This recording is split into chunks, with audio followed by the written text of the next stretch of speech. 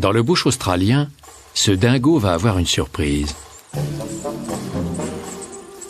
Quand le lézard à collerette se déploie, il déconcerte en doublant de volume. Ça lui permet de gagner assez de temps pour s'échapper.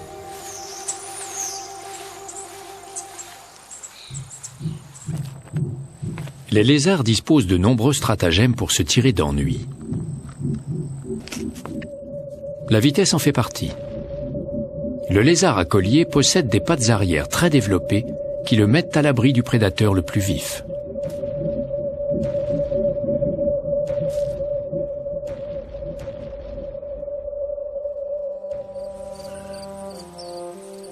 La salamandre de Californie est un amphibien, pas un lézard.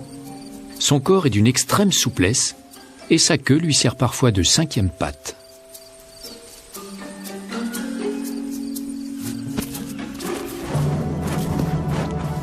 Elle a un moyen très rapide de fuir dans les pentes de la Sierra Nevada. Elle se roule en boule,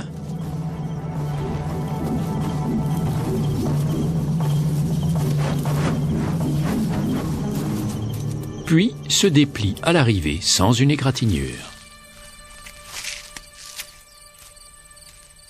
En matière d'exploit, il est difficile de concurrencer le basiliscus d'Amérique du Sud. Ce lézard marche sur l'eau. En fait, il ne marche pas, il court.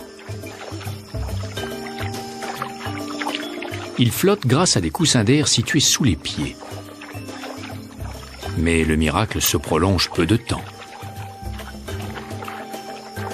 Cerné par des prédateurs potentiels, le basiliscus les laisse souvent en plan.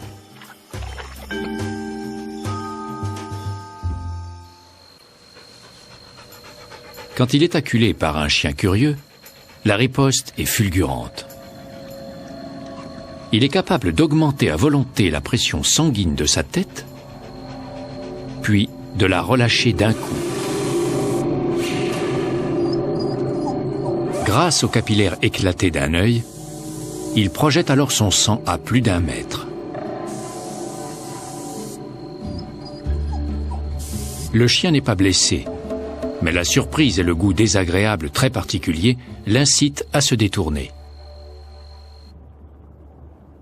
Il est bien sûr toujours possible de se servir des défenses d'un autre si les siennes sont inappropriées. La carapace du Bernard l'ermite ne suffit pas à le protéger de son pire ennemi, le poulpe.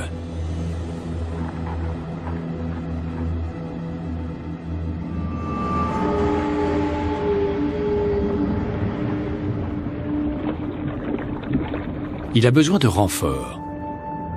Et ce renfort prend les traits de l'anémone de mer, dont les tentacules urticantes déplaisent au poulpe.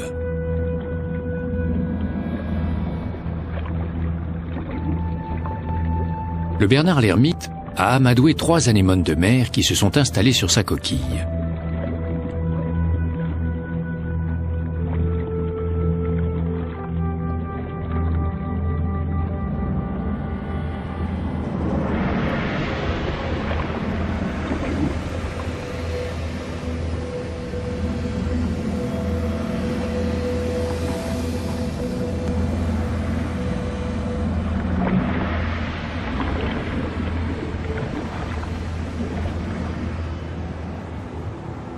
Le poulpe bat en retraite.